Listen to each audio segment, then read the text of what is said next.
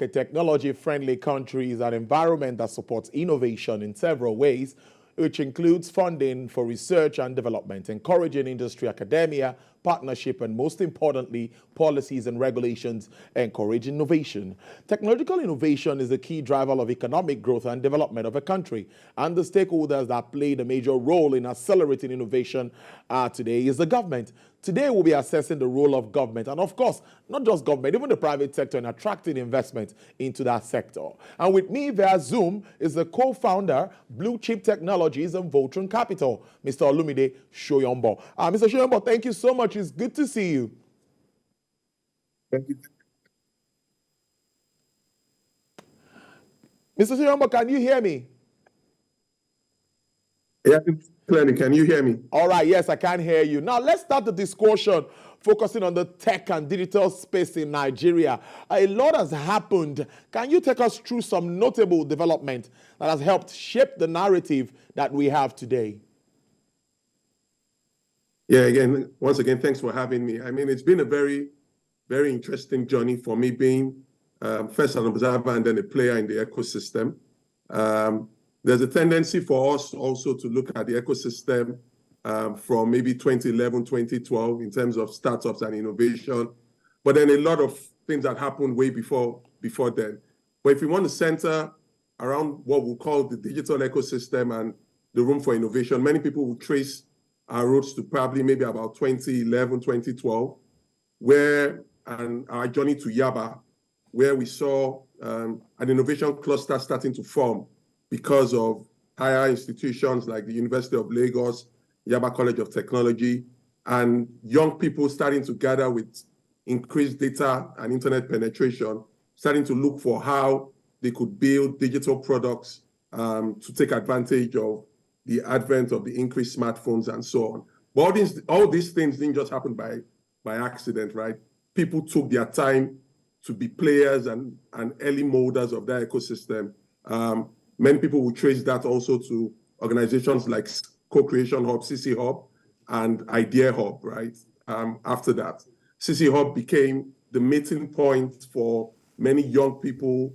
Many of the entrepreneurs today in our ecosystem would trace their roots to CC Hub, right? And then following what they started, people like myself then joined the ecosystem to start investing in startups. I remember when we started investing in 2013, 2014, we would give a startup $25,000, $50,000 for 15 to 20%, and then try and work with them for about 3 months and try and put them in front of investors in what we used to call a demo day. And those days in 2013, 2014, there were no investors to even put them in front of on the demo day. So you would have to write another check to those companies. If you contrast that to what's happening in our ecosystem today, where we've seen several successes that has now spurred many people to look at venture capital as an asset class. We've seen the likes of Paystack exit, we've seen the likes of Flutterwave, we've seen the likes of Andela, and that has given people and investors an appetite to see that you can treat venture capital as an asset class and you can make a return. I remember after we exited Paystack, many folks started calling me and saying, "Hey, Olumide, next time there's a next Paystack, let me know."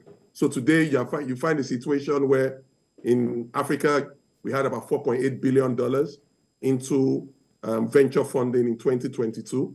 About $1.2 billion of that came into Nigeria alone. If you contrast that to 2014, 2013, when we started investing, you can see how far we've come. So it's been a lot of hard work. It's been a lot of the application of the Nigerian youth and that entrepreneurship. And interestingly, I still tell people that it's just day zero, right? We still have a long way to go. And I'm very bullish on the African tech ecosystem, especially in Nigeria. I'll follow up with the youth so involved in this space. And it takes me to the ministerial list. We saw quite a number of youths in that list. And many are thinking, what are your expectations? Tell me, what are you thinking around that list? Well, first, I would say being youthful or being a youth, right, doesn't mean competence. Neither does being old confer wisdom or wise counsel. However, that said, I'm very, very pleased to see a lot of young people on the ministerial list. And more importantly, in my ecosystem, I talked about co-creation hub earlier on. We do have the gentleman who started that out, Mr. Bosun Tijani, as a ministerial nominee. We do hope and pray that he gets the right portfolio by putting the square peg in a square hole, because then we can then find a private sector player who has been in the ecosystem, who knows the pains in the ecosystem, who has been an early molder, right, of that ecosystem, being a key player in shaping policy, in pushing out the right agenda that we have. I mean, everybody talks about the youth should get involved, the youth should get involved. Now that we have some competent youths getting involved, I think it's time to show what they are made of, and by translating some of the pains and some of the experiences in the private sector into shaping policy for good governance. So despite the shortcomings, Nigeria obviously has not performed so badly. So what sort of conversation do you expect, of course, from industry guys like you, from government, whoever becomes minister, investors, and other interested parties at this time?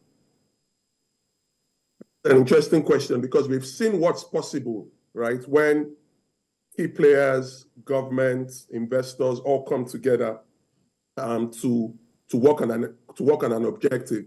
There's this tendency for private sector and even youths in particular to then say, hey, let's leave governance. The government doesn't know what they're doing. Let's build out our own things, right?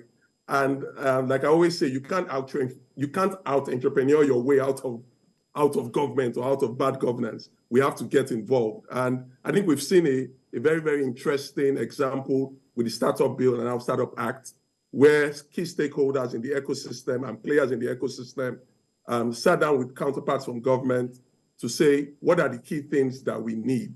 And came up with the Startup Bill that provides for the Nigerian Council of Digital Innovation and Entrepreneurship, with the secretariat that then manages startup funding through the NSIA into key startups, that manages providing tax incentives to those startups and investors, right, to be able to get some tax waivers, capital gains tax, to also provide a secretariat that ensures that when people invest, they can take their money out, to also ensure that companies are also formed here and the technology resides here, by also allowing them list on the stock exchange, by facilitating partnership between private sector and government, and sitting on the same table in the council.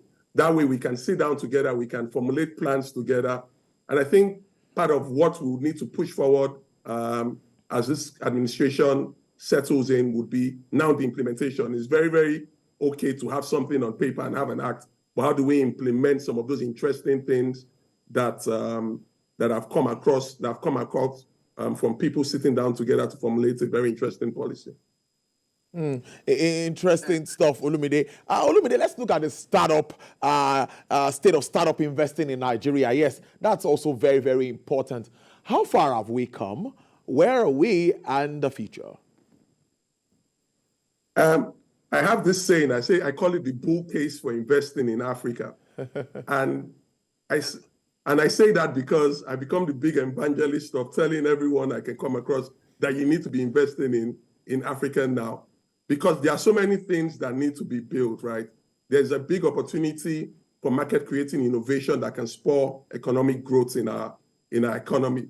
You can see the likes of a company like Paystack with what they've done with digital payments. Think about how many businesses can now thrive, can now receive payments across the world that wouldn't have existed if such innovation wasn't funded. So there's a huge opportunity and a bull case for investing in Africa. When you think about, I mean, I was very lucky, right? I used the internet when I was probably about 13 or 14 for the first time, and I was one of the very lucky few. Many young people today were born with the internet. Those guys are digital first natives. Who's building solutions for these folks when they have earning powers? Those guys are not going to go to any bank to open a bank account. They're going to do everything online, and they're going to be living in cities. So when you think about what is needed to build for these digital natives, you start to see the room for investing in market creating, innovating companies that can then push this forward. And that's the bull case for investing in Africa. Investors today, foreign investors who are coming into the market, are not coming to the market just because they like us. And they're coming to the market because there is an increasing number of people that will be living in cities that will be digital first. And if we have the right economic policies in place, those digital first people will thrive, and they will need solutions in their everyday lives. And that's what we are banking on for the future in Africa. I know this will be like going back to the role of government again, but it's one way or the other very important. Sure. Spurring investment and innovation in this space is key. What do you think, looking ahead, where do you see Nigeria? What can government do to put us where we should be in a short while? I think that's still a very good question, because there's one thing for government to say what they will do, and it's another thing for government to do it. I think what we are seeing in our market also is, and with having key stakeholders from our ecosystem now trying to get involved and having a seat on the table, is we can't leave everything for government alone. Government would just create the right enabling environment to spur this kind of investment. And it's also very important that there's consistency in policy and policy implementation. In the past, we've seen instances where the government is saying one thing, like the government and representatives from the government, even in Silicon Valley, showcasing African startups, and then the regulator at home is punishing those same African startups that the government is showcasing, right? So some consistency in policy is very important.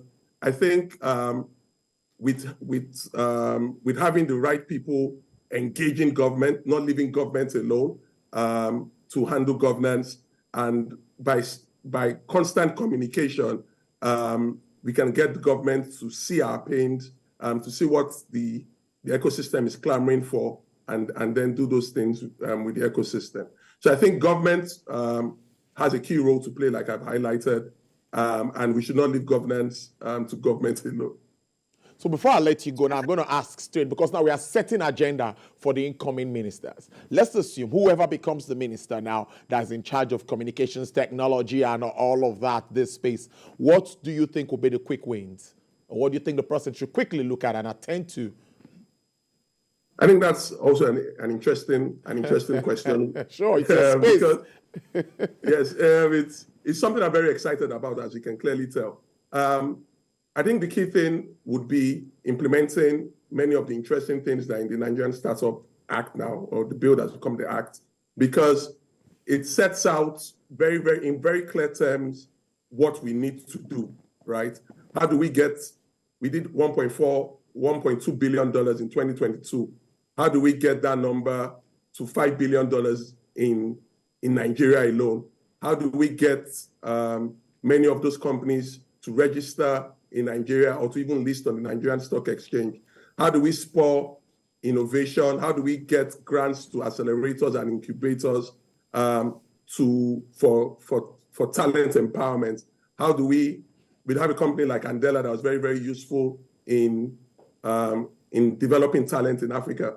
How do we become that hub for business process outsourcing and create a case for the Nigerian programmer that we can export this talent and reduce some of this jackpot syndrome? So there are very, very interesting quick wins that whoever is in charge of the Ministry of Digital Economy and Technology can quickly focus on, based on some of the interesting work that have been done by these same stakeholders and the government in trying to come up with this thing. But Mr. Olumide Soyombe there, co-founder, Blue Chip Technologies and Voltron Capital. We'll keep a tab on you and have you join us when we have issues around the tech space. Thank you so much for your time. No problem. I hope I've been able to convince you to also now start investing in the African tech ecosystem. Yeah, I think so. Yeah, I think so. We need to talk even after this. No problem.